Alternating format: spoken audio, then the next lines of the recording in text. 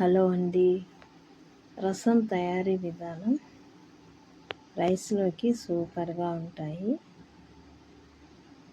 ఇలా టమాటోస్ 4 తీసుకొని ఘాట్లు పెట్టేసి చిన్న నిమ్మకాయ అంత చింతపండు తీసుకోవాలి.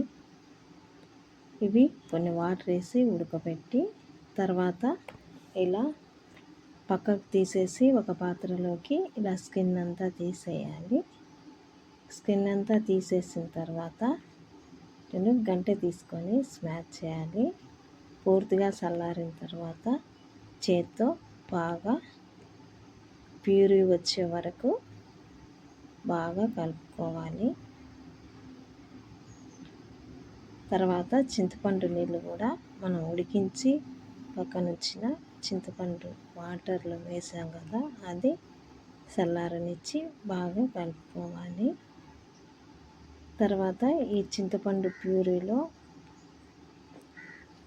ఈ టమాటో ప్యూరీ కూడా వేసేసి ఆ వాటర్లో కొంచెం కారము, సాల్ట్, పసుపు, పప్పుల పొడి కొంచెం వేయాలి. పప్పుల పొడి కొంచెం వేసి బాగా కలుపుకోవాలి.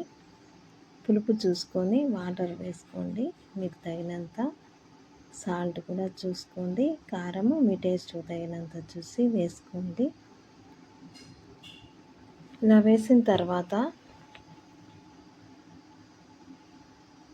ఒక డేక్షాలోకి అంతా వేసి దాంట్లోకి పోపు పెట్టుకొని పోపు ఈ డేక్షాలో వేసేసి ఇంకా పొంగనివ్వాలి, బాగా పొంగనివ్వాలి. రైస్లోకి భలే టేస్ట్గా ఉంటుంది. సబ్స్క్రైబ్ చేయండి, లైక్ చేయండి, మీరు కూడా ట్రై చేయండి. కొంచెం ఇంగువ కూడా వేసుకోండి లాస్ట్లో. రసం ఎప్పుడూ చెడిపోదు, మళ్ళా రోజు కూడా బాగుంటుంది. ఇలా పాత్రలోకి అన్నీ వేసేసుకున్న తర్వాత దీంట్లోకి పోపు వేయండి. పోపు వేసి మరిగించాలి.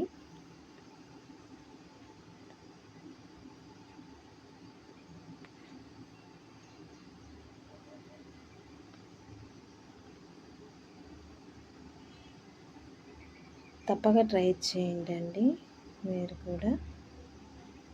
కొంచెం ఇంగు కూడా వేసుకోండి. ఇలా మరిగిన తర్వాత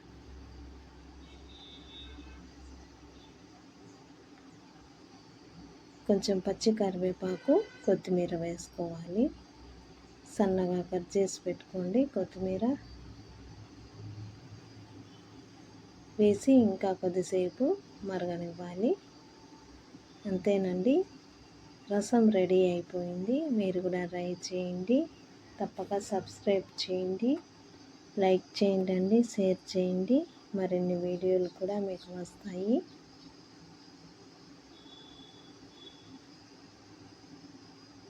పప్పులు వేయడం వల్ల ఇలా కొంచెం చిక్కదనం బాగా వస్తుంది రైస్లోకి, కాబట్టి పప్పులు కొంచెం వేయండి. అంతేనండి, రసం రెడీ అయిపోయింది. Thank you for watching. Thank you.